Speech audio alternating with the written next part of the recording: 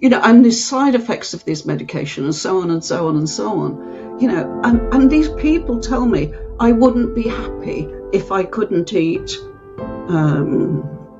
cake every day or a McDonald's 5 times a week or whatever.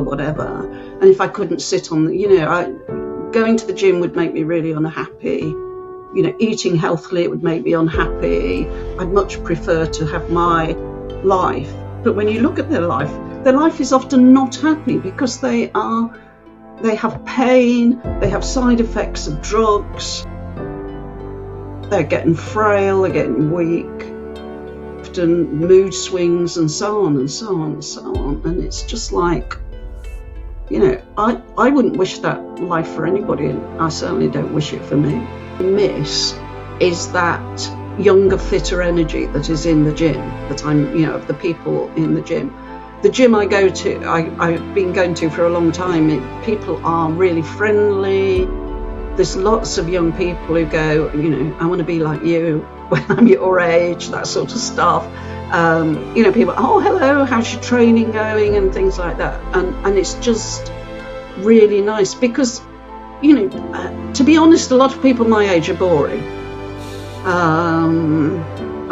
I know that I can say it. Maybe other people, young people, can't necessarily say it, but because they've nothing to talk about. They just want to talk about their bloody ailments and the grandkids. Oh, and how dreadful the world is. The world is dreadful, but not in the way most of them talk about it as though it's dreadful. And if you're like that, if all you want to talk about is your own ailments and your grandkids, then you're actually not that interesting. Welcome back, legends, to the Plant Fueled Podcast. If you're new here, welcome. And if you're returning, cheers for being here. I'm your host, Callum. We're back. It's 2026. Yeah, I know it's been a few weeks without an episode. Realistically, after a year of dropping weekly episodes, weekly conversations and hosting some unreal guests, juggling life, juggling work, and actually just being a real human, I took a breather. Not burnout, just time for a bit of perspective. But we're back. And honestly, this is exactly the conversation we need to start this year with, or the end of January with. Especially if your New Year's motivation has already started to wobble slightly. And especially if you've told yourself, maybe I missed the window. But this episode politely, and then aggressively, kills that idea. I'm sitting down with Jane Thurnell-Read, 78 years old, author, strength trainee, and very casually deadlifting, while most people her age are being told to take it easy. This isn't a gimmick. It's not inspiring for her age. It's just a masterclass in what happens when you refuse to accept the quiet lowering of expectations society has kind of placed on our aging bodies, especially women. In this episode, we talk about getting older without getting weaker. While strength training isn't about aesthetics at this stage, it's about independence, confidence, bone health, brain health, and not sleepwalking into fragility. We talk mindset, we talk identity, we talk about why movement is just a non-negotiable if you want a future that still feels like yours. And yes, we talk about doing all this on a plant-based diet, without fear-mongering, without the protein panic, or being told that you're too old to adapt. Jane didn't start this journey at 20. She didn't grow up lifting. She didn't win the genetic lottery. She started when she decided her later years were still worth investing in. So if you've ever thought, oh, it's too late for me, or I should have started years ago, or what's the point now? This episode quietly, and then loudly, proves you wrong. No hype, no hacks. Just a powerful reminder that strength has no expiry date. And honestly, if your 2026 needed a reset, this is it. Just one quick one before you go. If this conversation lands, give it a like, star rating, subscribe, share. Whatever the platform you use allows you to do. It costs nothing, it takes 2 seconds, and does more for your long-term health than another abandoned New Year's challenge. Leave a review if you're feeling generous. Share it if it rattled a belief. And as always, thank you for being here. Now, to Jane Thurnell-Read. Let's dive in. Peace and plants. Jane, it's a pleasure to have you here. I'm really excited to be here. It's very good. It's been a long time coming. We've had a lot of. I was about to say it's been quite a while. I think we first spoke about doing a podcast was definitely maybe end of 2020, 2021, and then things have happened in between, and it's just Yes. never coincided with each other. Yeah, yeah. And finally, we're here. But we're here. 26, yeah. Only took 6 years. It's fine. Yes. Because I know we've been following each other for a long time. Like, obviously, we had this booked in quite a few times, but I also like in those 5 years, those 5, 6 years, I've also seen your journey and your fitness progress and evolve over time, and it's been amazing. Because what are you? You're 79 now. 78. 78. Oh, I've just Yeah. aged you by. People usually think I'm younger. No, people don't usually think I'm older, Callum. Oh, I've just ruined your day. But yeah, I managed to kind of see that progression through those years of you just kind of evolving, getting stronger, and becoming fitter, healthier, and somewhat, to be fair, in comparison to a lot of people that you do see around the same age, a lot younger. Yeah, yeah, I think that's right. Yeah, I mean, joking apart, when people learn my age, then they're like, "What?" You know, people go, "Oh, I thought you were like mid-60s or even early 60s." Sometimes they say.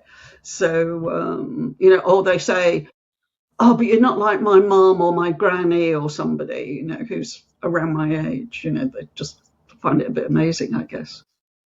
Yeah, I would definitely say that, like, well, I would say in comparison to people I know in my life that are around the same age, yeah, like you, a lot healthier, a lot younger, in comparison. However, I wouldn't say it's every day that you walk into a gym and see somebody of your age doing deadlifts. That doesn't happen. Like, I go to the gym quite a lot, and it's very rare you see somebody, squatting, doing deadlifts, going and doing the amount of, like, muscle work that you are doing. Um, I imagine, yeah, people that I do know are a lot more, older, more frail, a bit more elderly, but you're definitely out there smashing those stereotypes as well. Yeah, and I think very strongly that older people, it's more important for older people to be in the gym than for people of your age and people younger than you. We really need older people to be in the gym. This is when you really get the returns for going to the gym and working out hard. Mm.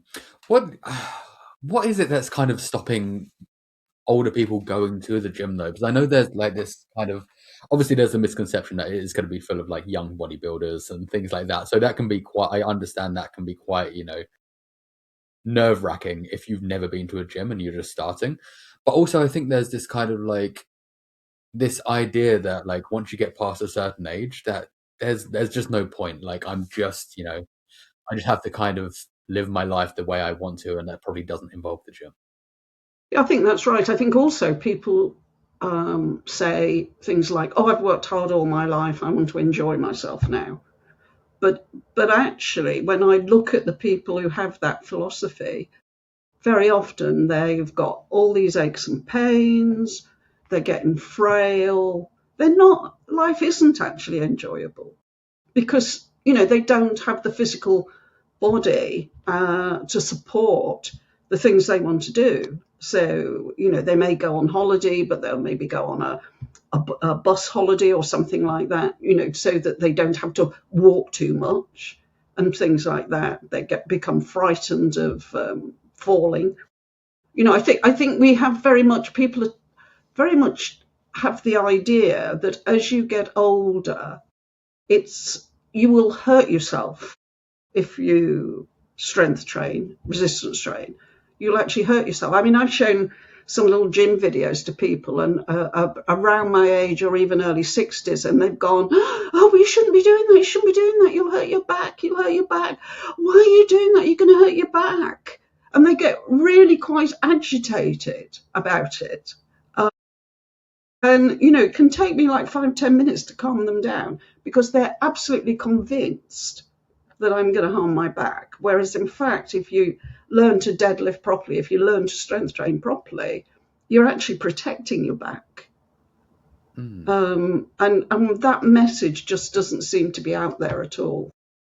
I do think that there is a lot of like wrongful messaging around, people that are considered elderly, I guess, that like you shouldn't be doing this or doing that. And it kind of brings people not to enjoy their lives. Like they've been working a lot of it. So, now's the time now that they are free to go and enjoy it. And whether that be going to the gym, whether they go strength training, whether that is, just going and doing things they never thought they could. But I think there's this perception that after retire, let's say retire, that you just kind of sit about and just wilt away. Yeah, yeah. And I mean, I meet people who say to me, "Oh, I'm really active," and I say, "Oh, what do you do?" And they say, "Well, I walk a lot and I garden." And this is better than sitting watching the TV all day. But it's actually not enough exercise to keep you fit, to stop you getting frail, to reduce your chances of getting breaking bones and stuff like that.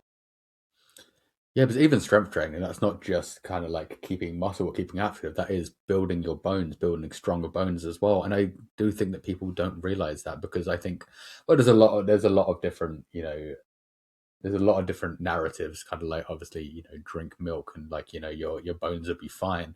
However, we do know that, the more drink you milk, the more likely you might get to osteoporosis. Yes. And that's also an issue. Yeah, I mean, I don't drink milk at all. I've been vegan now for 10 years. So I definitely don't think milk's important. Earlier this year, I was out on my bike and it had rained heavily. And so there was a lot of standing water. And there was a pothole which I didn't see because of the standing water. So I rode my bike into the pothole, out of the pothole, got flung off my bike. I mean, I didn't just fall off, I got flung off my bike because of by the movement, and I landed with this almighty noise, thwack, and I was like, oh my god, I've got to have broken something. And very gingerly I sort of moved around and I seemed to be okay. There was nobody else around at the time, and so eventually I sort of got back on my bike and rode very gingerly home. And John, my partner, took one look at me and went, I think we should take you to the walk-in clinic, because I was bleeding. And I went to the walk-in clinic and the doctor examined me for quite a long time. And then she examined me all over again. And she sort of kept on and on examining me. She spent ages. And then eventually she looked at me and said, "You don't appear to have broken anything," in a slightly disbelieving voice. And I said, "Well, I weight train." And she said, and just nodded her head. And, then afterwards she said, "Oh, it's so good for you and it prevents osteoporosis. And, with slightly bigger muscles, they protect your bones, they protect everything, And it made sense to her. This was why I hadn't actually broken anything. Has fitness been something that you've always been into, or is this kind of like something that's relatively new in comparison to your, I guess, quote unquote, younger years? Like, is this a new development, or is this something that you've always been into, but it's only recently you've started getting into it more? I'm a late developer, definitely.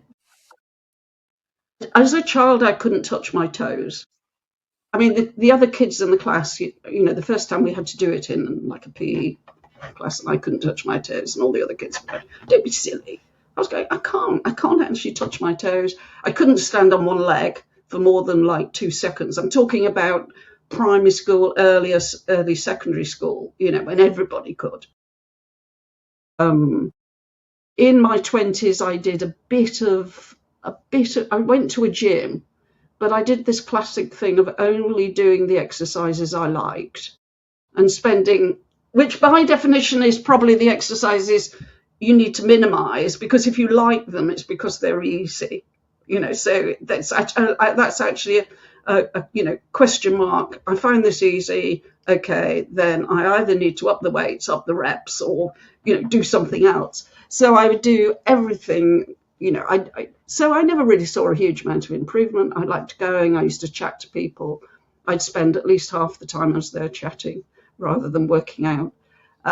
So that was me in my 20s. And I also drank a lot of alcohol. I had a real alcohol problem in my 20s. So I was drinking like half a bottle of whiskey a day. I had a very misspent 20s. And so I didn't actually get into exercise at all till I was sort of mid-40s. And then I met my partner, who was a triathlete. And I didn't even know the term triathlete. I said, "What's that?" And he explained. And I said, why would anybody want to do that? Oh dear. And he taught me to ride a bike, because basically I'd never really learned to ride a bike as a child. So he taught me to ride a bike, and I discovered I liked long distance bike rides. But it was my early 60s before I started going to the gym. And I discovered I did really enjoy it. But I think the reason I really enjoyed it is because I understood very quickly that in order to enjoy it, you need to see improvement. In order to see an improvement, you need to stretch yourself. And, I see repeatedly, and two women in their 40s, in their 30s, they come to the gym to work out, they're going to work out together. It's a great idea. They go on the treadmill, walk at possibly the same pace as they walked when they came in along the road. They're chit-chatting. Then they do use some of the weight machines, and, they're talking all the time. And you can see they're not actually really using any effort. And the problem with that is, it's really boring, and then they go off and have coffee and cake somewhere. And after a few weeks of doing this and not seeing any improvement, they decide to cut out the gym and just go straight to the coffee and cake, because what's the point? Because, people say to me, "I've been to the gym, it doesn't work." And when I actually ask them in detail, it's almost always because they didn't stretch themselves enough. Yeah, I definitely see that, exactly what you mentioned in the gym, where people just go in and they just kind of they do walk on a treadmill, they do a few kind of weight bearing exercises, but not really engaging their muscles, and just kind of, it's very much low weights and just kind of a chit chat at the same time. And I don't know if you should realistically be able to actually talk to somebody while you're actually lifting a weight properly. I think most of the time you shouldn't be able to. And certainly, the idea is for each set that you do, so you do this repetition of the same exercise maybe 10 times, but for that 9th and 10th, you really need to concentrate to do it properly. Then you're actually working at the right sort of level for you, whether that's 4 kilograms or 40 kilograms. It's that effort, that what happens when you do the 9th and the 10th rep. Is it hard? It should be hard. And people are not, they're just boom, boom, boom, boom, boom, chit, chit, chit, chit, chat. I always want to go over and say to them, this is useless what you're doing. Go out in the fresh air and have a walk. It'll do you just as much good, probably more. Do you have a favourite exercise? I'm assuming from what I see online that I think you may. Yeah, I do. I love deadlifting. That's what I assume. I love it. I love it. I mean, for people who don't know what it basically is, you've got a bar with some plates on the end, some metal plates, heavy metal plates, and it's resting on the ground. And what you do is you bend over basically at your hips, so you're not using your knees, and then you stand up straight with it. And if people aren't used to it, looking at it, it looks like it's an arm exercise, that you're using your arms to pull it up, but you're actually not. You're using your legs, your lower back, and so on. Yeah, I love it. I mean, it's so satisfying, and it's so comprehensive. It uses so much of your body, so much of your nervous system, that it really makes, it's really, you're doing something hard. Oh yeah, there's especially when you hit a new PB as well with a deadlift, you feel like you've achieved more than anything else. Like, yes. Sometimes when you're in the gym, like you go up at like another set, but as soon as or another weight category. And as soon as you do it on a deadlift, it feels so much better than the rest of what you've been doing in the gym. Yeah, I would agree. I just love it. I mean, I think, people who see my deadlifting and they go, "Oh, I couldn't do that," and I go, "Well, no, I couldn't when I started." What you see me doing isn't where you start. This is what's happened after quite a few years of working out. What's your PB now on a deadlift? Well, that's earlier on this year I did 72.5 kilos. Okay.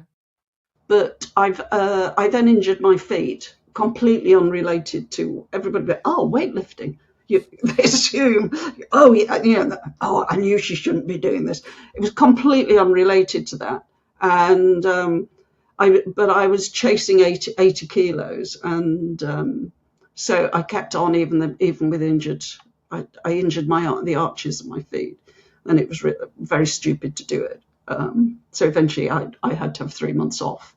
So I'm just now really getting back to it again. So it's really low again because I haven't done, that if you have a long gap, it can feel like, you start very low, but because you've done it before, you have muscle memory, and so you can get back up quickly, and that's what I'm hoping for this time as well. Yeah. Are you still chasing that 80 kg? I think so, yeah. I have a little bit of query about it because it is hard work to do, and it does demand a lot of attention and a lot of focus. But, I'm going to see where I go with it. Yeah, without a doubt. That's amazing. I look forward to that. But my aim is just to be fitter and stronger and happier than I've ever been, and I am getting fitter and stronger, which it's something to say at 78.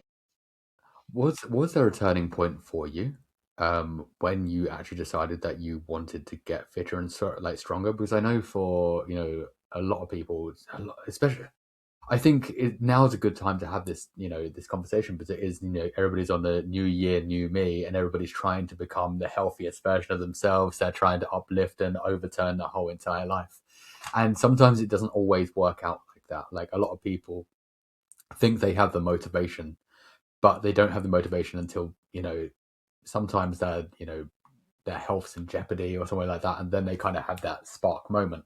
But was there a kind of moment for you where it's kind of like, I want to be happier, I want to be fitter? Was there something that was like a catalyst to this? Not a health thing. I think it was actually when I first started going to the gym in my early 60s, I went to the leisure centre in Penzance, and everybody, it was in the days, there weren't PTs around, you just did your own thing basically. And but the manager at the gym, I think he was quite impressed because I was in my 60s and here I was in the gym, and he wrote a program for me, because I was going like, I don't know what to do, what do I do, and he wrote this program, and I followed it, and I began to get a sense of this idea that I could actually be a better me. I could actually be a me who was good at physical things, which had never been, my whole life had never been like that. So it was like, this is something to explore. And then one day he said to me, "Are you strong?" And I went, "Well, I'm quite strong for my age." And he said, "Are you strong?" And I said, "Well, I'm quite strong for my age." And so he gave me an Olympic bar to bench press. And up to that point, I've been using machines. And the thing about if you're using the machines is it can hide the discrepancy between the two sides of the body. So I lay on the thing and try to push this bar up. And it went sideways because my right arm went zooming up and my left arm hardly did anything. And I think that also was like a moment of, oh my God, I've got this huge discrepancy between my two sides. I need to get this. I think for me, I actually really became curious, and I think it's a really important word for us older people. I became curious about exactly how strong I could be. And that, from being, I don't know, 62 or whatever it is, so that's 16 years of going to the gym, because I'm still curious about how strong I can be. I think that is something that a lot of us aren't as curious, or we don't have curiosity about certain things, whether that be the gym, whether that be life, whether that just be exploring. There's a lack of curiosity sometimes, and that can kind of hold us back from, the full potential of where we can actually be at, because people don't want to go and get out of their comfort zone as much as because it's safer being inside that zone. Yeah, I think that's right. But I think curiosity is really important. I mean, in my, I guess, mid-50s or something, I sort of looked around and thought, well, I'm getting older. Are there any role models that, I like the look of? And, there were the Jane Fondas of this world who, do you know Jane Fonda? Maybe you're too young to know Jane Fonda. Jane Fonda is, Yeah, yeah.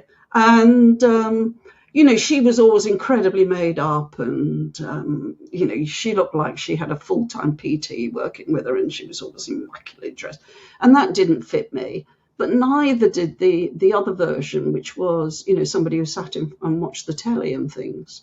And so for a long time, I felt I didn't have a role model. And then I began to think, but I'm curious. I'm curious to know how healthy and how fit I can be and how long I can stay like that. So rather than having role models, I have curiosity. I mean, for example, I don't take any medication, and I don't know what the figure is for someone of 78 in general, but the figure for it's 1 in 13 of over 65s in the UK are not taking any medication, on a regular basis. That is a wild statistic.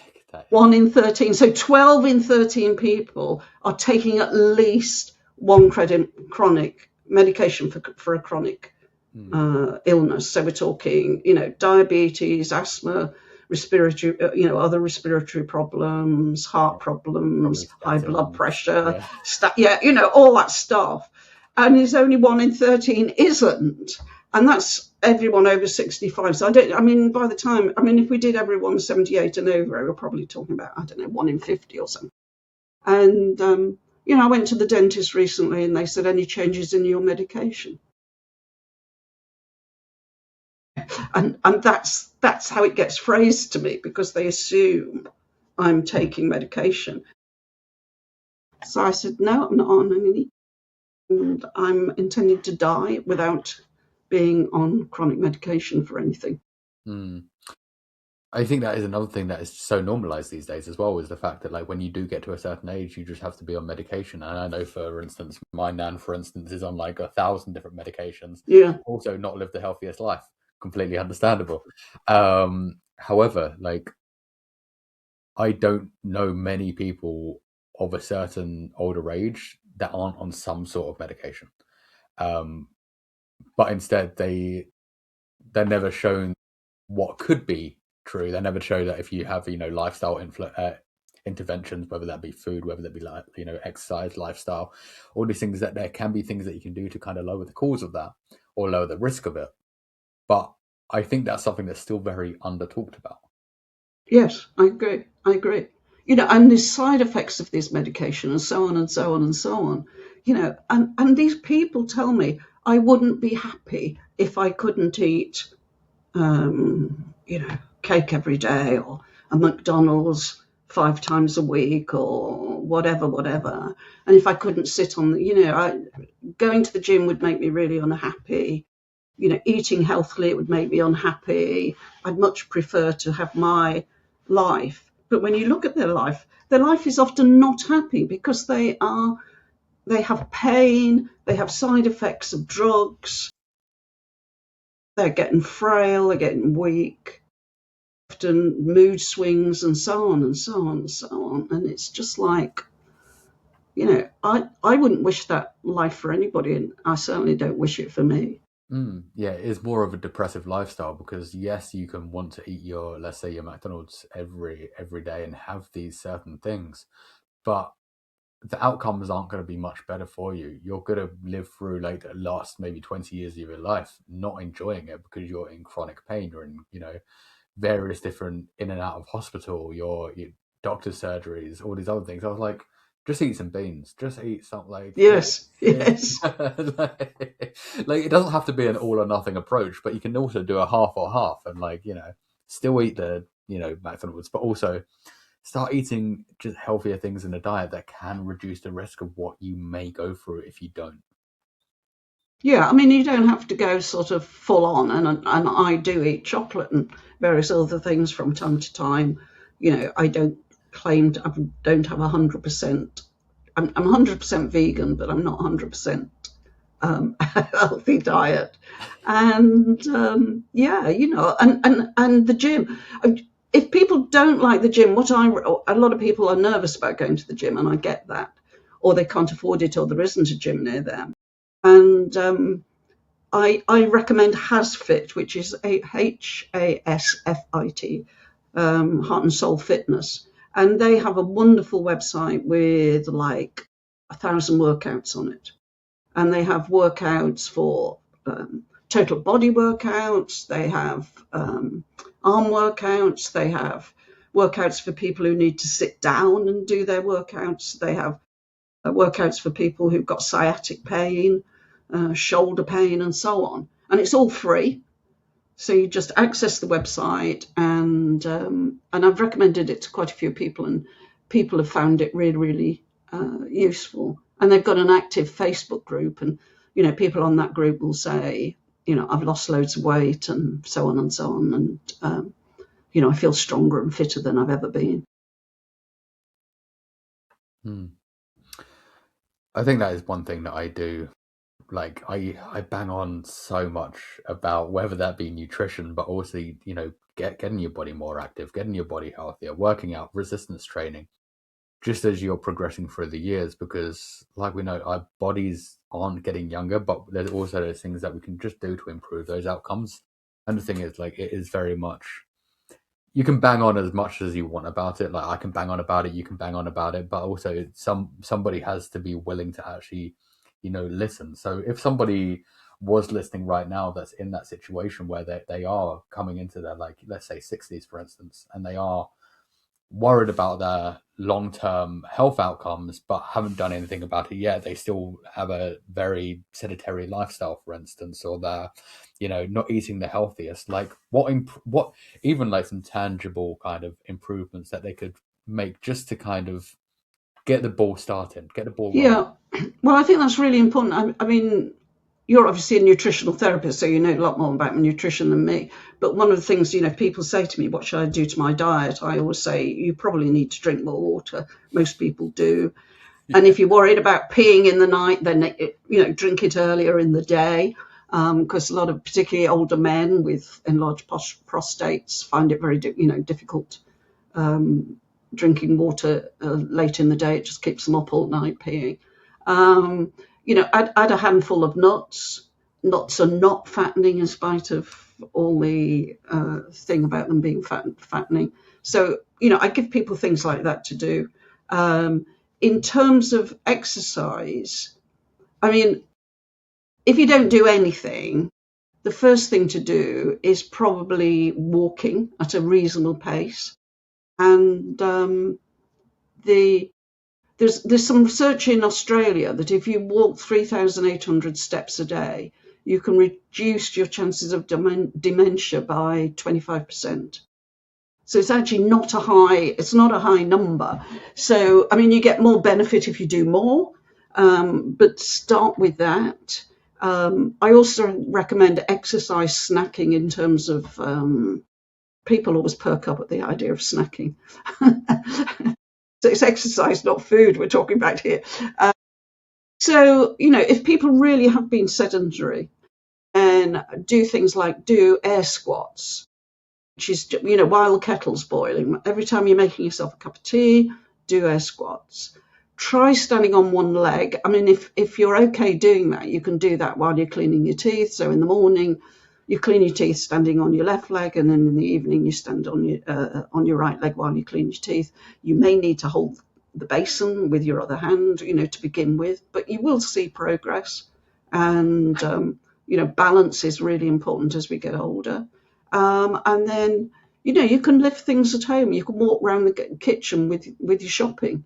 When you bring it in, instead of putting it away, walk around several times with your shopping. Start to build in some little exercise things.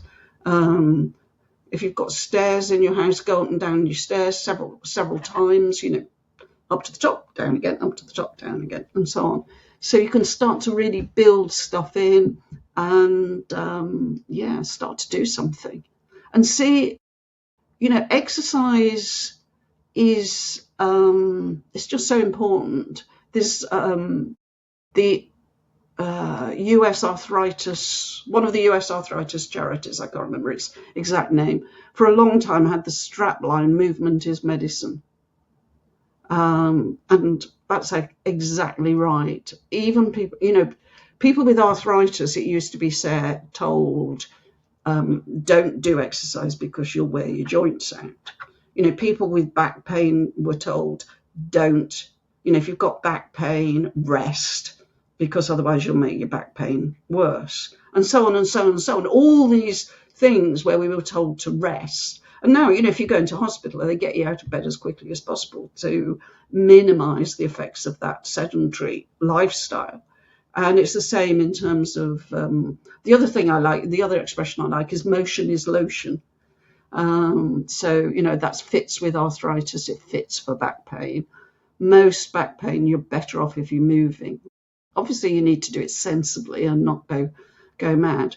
Another time I fell off my bike. I sound like I'm falling off my bike every 5 minutes. I fell off my bike and I landed on my shoulder. And it was really, really, really painful. And I was really protecting it because it was so sore. But after about 2 weeks, I found I could barely get my elbow up because I was protecting my shoulder so much. And so it was actually getting worse. Instead of being sort of up here, it was getting stiffer and more painful. So I decided to I would see if I could use a weight. So I actually did have a dumbbell at the time, but you could use, can of beans. This is another use for beans, Callum. I just went to the limit of where the pain was and just felt where the pain was. And I did 10 of those one day and then 10 the next day. And within a couple of weeks, I had full mobility back in that joint. Motion is lotion. Obviously you've got to be careful. It's not like, oh, right, this, I'm going to start moving it and do the full movement. I just went every day to the limit of where it was. And every day gradually it got better and better till I had full movement back again. It is really important. Yeah, I think that is the thing. We get told to rest, which rest is great, when we injure something, but also rest doesn't always necessarily mean you're going to get better if you're also not moving that piece of muscle or tissue or whatever that you've fundamentally hurt. You have to do the work to get that back in order. Otherwise, it's not going to fix itself the way you want it to. So yeah. While and that's the thing, I have a slight issue with, being told to rest. Obviously, I understand the, resting and how, that is good for the body. But when it comes to you injuring something, resting it for long periods of time, I don't necessarily know if that has the best outcomes, because a lot of people that have rested normally have issues later on down the line with hips, legs, feet, arms, everything. I know, for instance, when I was younger, I was in a bus crash and did all my ligaments in my neck. And I was told to rest the whole entire time for it. However, I didn't really have, for a long time, range of motion because I'd been resting it, but I hadn't been told to kind of do anything with it. And it was only over years and years of kind of physio and other things after that I've kind of got full range of motion back. But if I didn't know that, it just would have been, I don't know, it just would have been lack of motion the whole entire time because I just rested and did nothing else. Yeah, it does. I mean, it sort of intuitively, it makes sense. I've hurt it, I should rest it.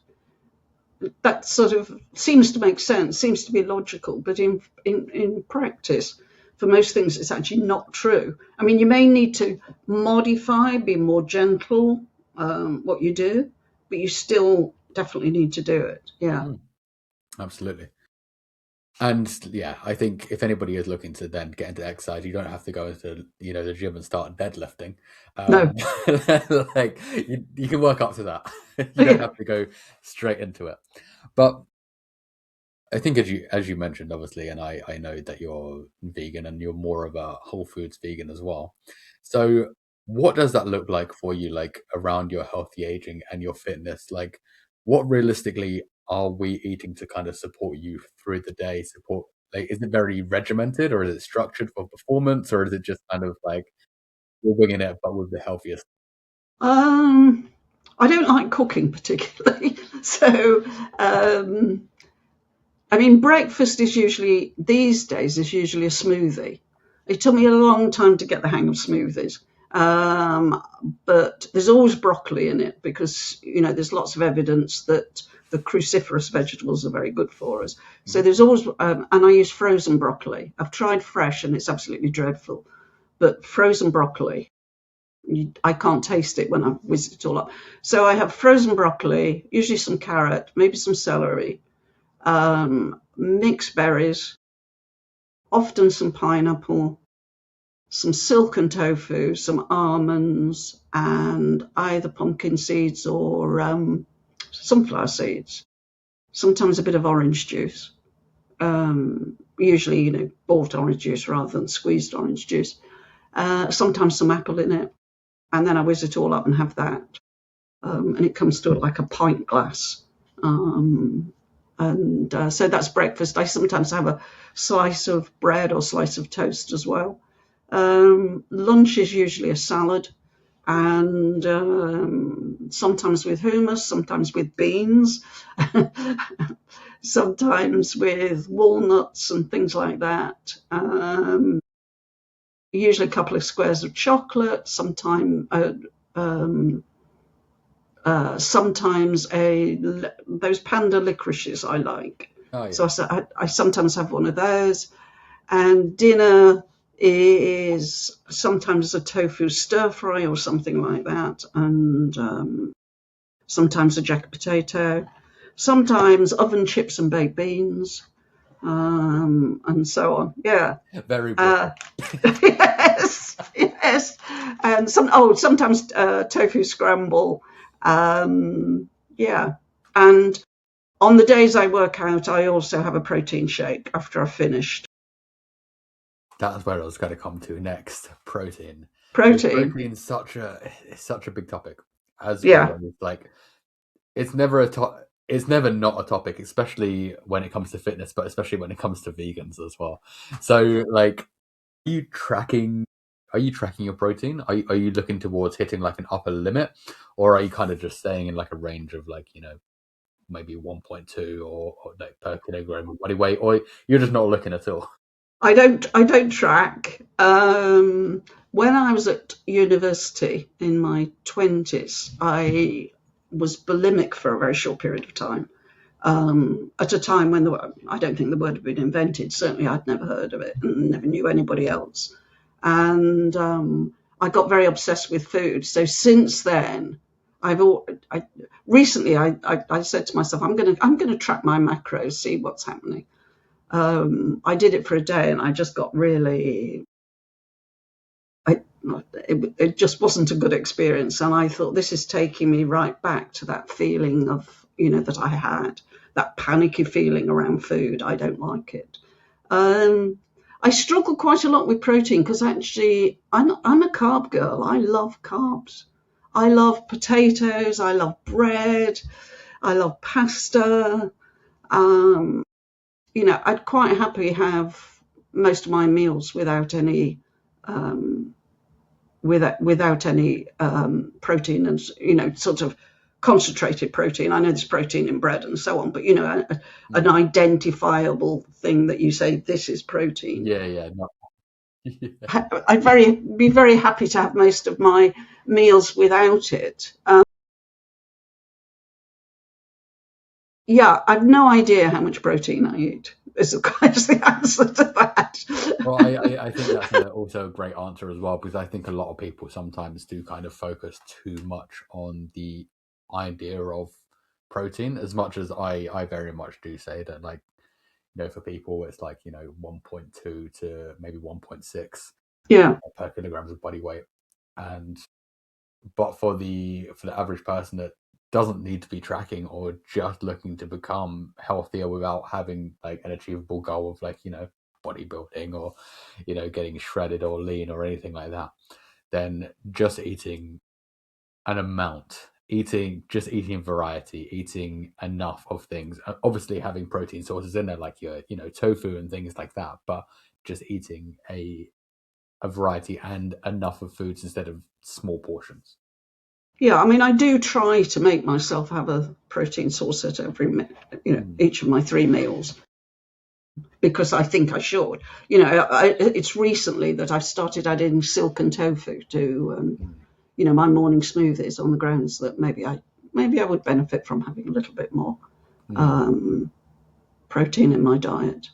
But I mean, people always ask vegans about protein, but I think we should be asking non-vegans about their roughage intake, because are you concerned about your roughage intake? I mean, I'm not asking you, but you personally, because I know as a whole food vegan, this is something you definitely do not need to track. But I think the US is 30 grams of fiber a day or something like that, it's something wild, and it's something as low as like only like 2% of Americans get enough like fiber, and with that, then it's like 30 grams of fiber or less, and I'm like how? Yes. I also understand that, like, there's various other forms of things that have fiber in them, like, bread, like, and I know there's not a huge amount of like wholemeal bread and whatever else they're eating, but I'm like, how you got that little? Like, have we not added a piece of broccoli into your food today? Like, have we not added anything? Well, I think for a lot of people, no, is the answer. Yeah, to No, be fair, and I mean, it's, what is it now? 50-60% of most people's diet by calories is ultra processed food. yeah. Ultra processed food, almost by definition, is very low in fiber, I would think. Oh yeah, no, ultra processed food is like I would say very low in fiber. I also think that, yeah, ultra processed food gets blamed a lot more than it should do. Yeah, I'd In the agree. fact that obviously there is some ultra processed foods that can be health promoting in some ways, but at the same time, I think education is the issue surrounding the whole thing. Because I think if people knew how to cook, if people knew how to kind of feed themselves, eat properly, and like have nutritional knowledge, then these things wouldn't need to exist. Yeah, but I think also, I mean, the food industry is not working in our favour. Absolutely. It's not interested in providing us with food that's healthy. It's interested in providing us with food that we want more of, so we go out and buy more of it. And I think that's quite a useful thing to talk to people about. There was some research that children of 3, 4, 5, if you want them to eat healthily, then the message you give to them is, this will help you run faster. This will help you be stronger. For 3, 4, 5-year-olds, that's the sort of messaging that works, particularly the run faster message. For teenagers, they found those sort of health messages don't work. But the messages that do work were more in terms of information about how food manufacturers manufacture things to that have the right mouthfeel, etc., so that you want more of them. So the message there was, food manufacturers are manipulating you. And when these students got that message, a large proportion of them started eating more healthily. And I think that works also for older people. You know, the reason you want another McDonald's, the reason you want another biscuit, the reason you want another bar of chocolate or a packet of sweets or whatever it is because it has been manipulated. The manufacturers have set out to produce something that you will find irresistible. So strike a blow for your own freedom of decision making and refuse that. Mm. Yeah, there is a lot to be said for food scientists and what they can do to kind of manipulate taste buds and things like that. And a part of me is also thankful because we have some amazing tasting things out there, but also at the same time, I'm like, damn, you've really screwed us. Yes. There's yeah, there's obviously the pleasure points and brain receptors like being fueled by different tastes and fats and sugars and salts and things like that, which I totally get. Like there's in the past I've had addictions to food, so I'm kind of like, yeah, I totally understand it. And I think without the nutritional knowledge and the nutritional information I have, then I think I would have been quite lost as well. So it is. I would say it is very much a lot to blame for those kind of manufacturers that are allowed to kind of just do what they're doing. And obviously, instead of like obviously having the education surrounding what needs to be done, how to cook, how to make a healthy meal, how to create the best version of ourselves, the most thriving versions of ourselves through foods that work for us. Yeah, absolutely. Absolutely. I think, also from talking to people who've moved over from an omnivore diet to a vegan diet, often sort of almost overnight, for ethical reasons. Like, I've learned what happens to animals. I've learned what happens to, I don't want to do this. So I'm going to become no longer omnivore. Now I'm vegan. And usually, to begin with, they do not enjoy the food. They find it bland. They find it not that interesting, and so on and so on. But they persist because of the ethical, their ethical views. And then over time, the taste buds adapt and change, and you start to find this stuff really tasty and lovely, and it becomes a very interesting experience. I mean, one of the big things I would say is go for 30 foods a week. There's lots of evidence that that's really good for our microbiome. If you've got lots of colour on your plate, it makes wonderful Instagram photos. that it does. So obviously you're not looking after you're not overly worried about your protein intake. When it comes to things like, in later life, like osteoporosis or bone density going down, are we worried about like the kind of calcium intake or anything like that, or is that very much just kind of goes hand in hand with what you're eating already? Because you're eating a lot of like dark leafy greens and like you're eating a lot of like broccoli, spinach, like tofu, and various other. Yeah, no, I'm not, and I think I mean, there's people in Africa who don't get enough calcium. But they're not walking around with crumbling bones because they've actually, in the rural areas I'm talking about, because they're actually working, they're physically working their bodies. And, the evidence I have, I mean, like, when I fell off my bike last year, is that, I'm not saying I'm never going to break anything, but there is quite a lot of strength that comes from that physical exercising that I do, that making demands of the bones and the muscles and the ligaments and everything. Yeah, of course. And I think, to be fair, like you mentioned, like obviously the people in Africa, and we can even like pinpoint like the places in the blue zones, for instance, that they're not tracking things; they're just eating, like spending time with family. They're exercising in a way that suits them.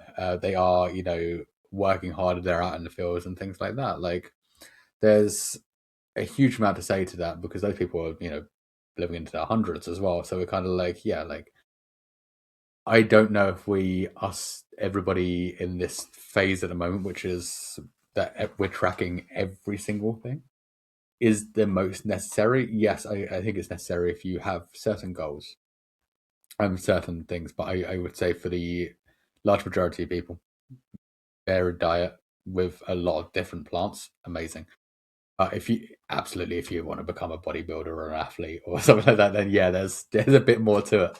But for the average person, Yeah, I think I'd agree with that. I think, yeah, I mean, there's a lot of this is driven by influencers on Instagram and stuff like that.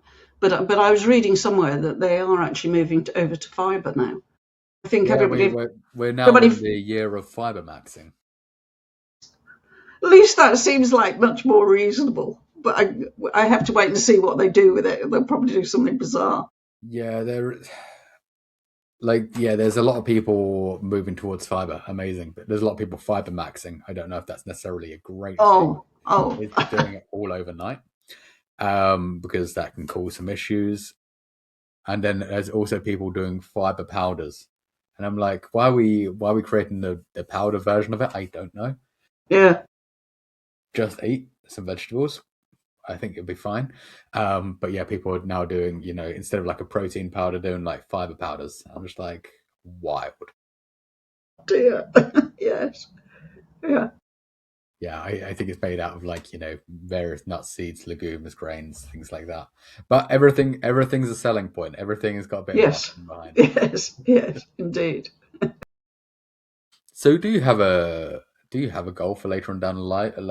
Later on down the line, is it very much like, live into your hundreds? Is it to? I think 98. I'm not quite sure why, but not. And I realised actually the other day, I thought, oh, that's 20 years. But it's actually, 20 years is a hell of a long time. We'll have to see. I mean, I've got goals, as I said earlier, not to die without needing to take any medication regularly for anything. And that's not because I'm saying, oh, I'll be okay, even though I'm in loads of pain, I'm not going to take painkillers. It will be that I am, I don't need them. That's the idea, that I won't take them because I don't need them. So that's a really important thing. I want to go on making progress in terms of fitness. I'm currently interested in increasing my flexibility. I've never been very flexible. As I say, I couldn't touch my toes as a child and stuff like that. So this year, one of the things I really want to work on is becoming more flexible. And that would be great, wouldn't it? To say, in my 78th year, I've finally become more flexible. It's sort of stuff like that. I'm curious about all these things. Yeah. So on your 98th year, I'll invite you back on. Okay, that's a deal. We'll keep you to it. It's a deal. If the podcast is still going in 20 years, what will it be? It will be. Yeah. Then yes, we'll get you back on to celebrate that goal being achieved. Good. That'd be excellent. And I think as well, like with that, like obviously you're gonna try and obviously, I'm guessing over time, get more strength as well and keep like, improving. Do you have like an ideal what you'll be happy with over time PB for a deadlift? No, I'm just curious about what it could be. So and that's what keeps me motivated, really, because the trouble is I'm never very good at setting goals, because if I set a goal of 90 kilos, I'll be going, oh God, I'm nowhere near it. Oh, this is dreadful. Whereas setting a goal of just staying curious, it somehow takes the pressure off, but keeps me focused. In a way, I find setting goals is actually quite stressful for me. I mean, it doesn't work very well for me. I've done all sorts of things in my life, but very rarely had to set a goal that went with it. I've been successful in lots of different things, but I don't do goal setting. I know we're supposed to set goals and SMART goals and all that stuff. Yeah.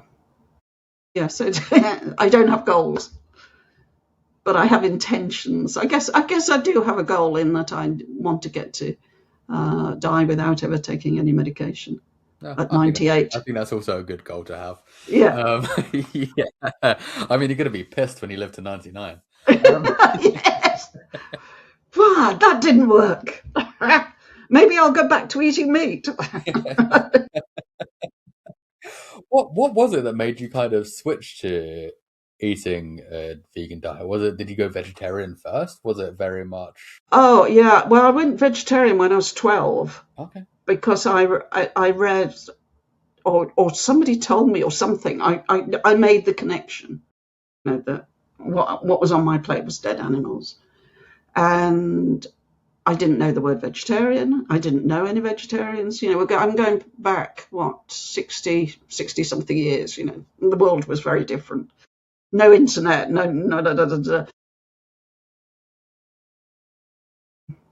I don't want to eat meat anymore or fish.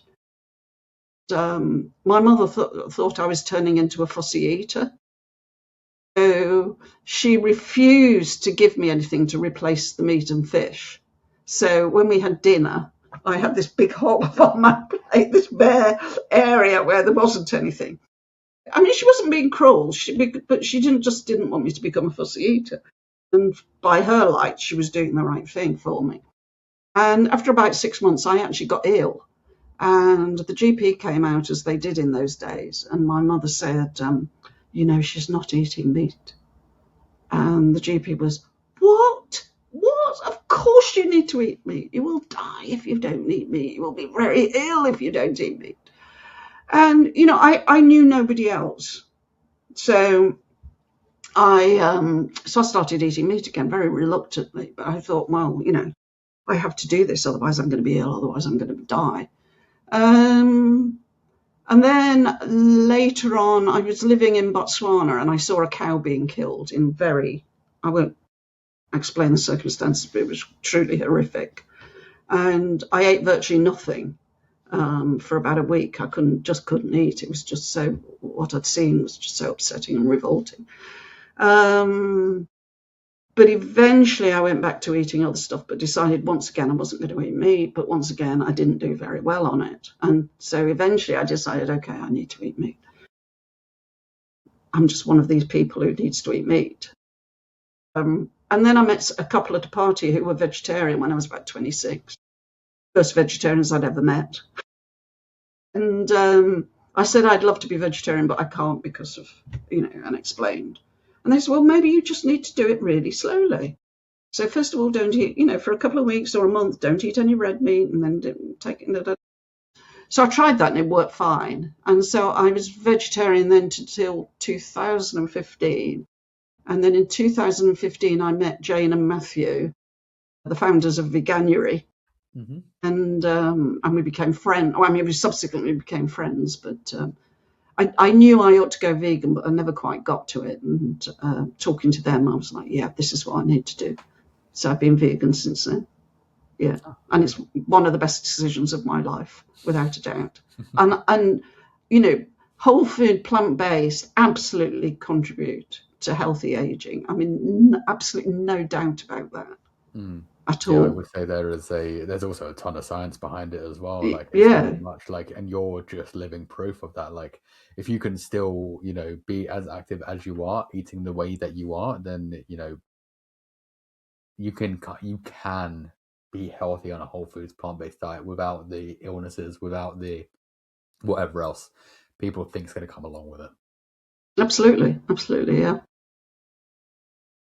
I do think it does have a lot of negative publicity, and as you said, like, obviously you were young, and like, I'm guessing doctors still don't have training now, but to say you're going to die without red meat or just meat at all is just absolutely wild. Yes. Well, I met a dietitian when I was in my 20s who told me that I was a size 14 or something. I wasn't usually overweight, but I actually wanted to lose a bit of weight. And she said to me, I met her in a sauna and we got chatting. And she said, oh, you'll always struggle with your weight. And I said, why? And she said, well, because you're vegetarian. She said, all that milk and that cheese, she said, you'll always struggle with your weight. I mean, there's a huge amount of misinformation around, including among a lot. I mean, this is going back a long way, but, professionals, say all sorts of rubbish. Oh, absolutely. There's people even in my field that speak absolute bollocks half the time. Yes. We see it at the moment. Obviously, there's people in the communities that are talking and promoting, carnivore and things like this, and people seem to be able to say anything online now. So even back then, it was dietitians and doctors saying stuff. Now anybody can say anything, and people will believe it. People will listen to an influencer more than they will a doctor. It's a wild world. Yeah, absolutely. Yeah. I reached out to my community just before we came on. Actually, I think it was last night. I put out a question asking if there was any questions for you, and I think, to be fair, the majority of them we've actually already answered. But there was one in particular that somebody sent me, which was, I guess with you going to the gym, you must be surrounded by younger people. You'll get a few older people, but does that regulate how you feel about being strong and fit? Because as much as the saying is, you are the 5 people you spend the most time around. However, that goes to I can't speak. That goes the same with where you choose to spend your time. Yeah, I've actually recently stopped going to the gym and started to work out from home in my garage with disco lights. There's various reasons I've made that change, but I have found that one of the things I really miss is that younger, fitter energy that is in the gym, of the people in the gym. The gym I go to, I've been going to for a long time, people are really friendly. There's lots of young people who go, I want to be like you when I'm your age, that sort of stuff. People, oh, hello, how's your training going, and things like that. And it's just really nice because, to be honest, a lot of people my age are boring. I know that I can say it. Maybe other people, young people, can't necessarily say it, but because they've nothing to talk about. They just want to talk about their bloody ailments and the grandkids. Oh, and how dreadful the world is. And the world is dreadful, but not in the way most of them talk about it as though it's dreadful. And if you like that, if all you want to talk about is your own ailments and your grandkids, then you're actually not that interesting. And so I actually, I've got friends who are 20, 30 years younger than me. The people I count as my best friends are all significantly younger than me. And, I hear all about their love lives and all sorts of things. It's great, and it's just really nice. And I think, so I think it's really important. It is important who you surround yourself with, like that question has said. And, I like to be around people who don't just want to talk about their ailments and the grandkids. That's okay. Sometimes I want to talk about my ailments when my feet were bad. Everybody I met, I wanted to talk to them about how bad my arches were and how I'd injured them and how long it was taking to recover and stuff like that.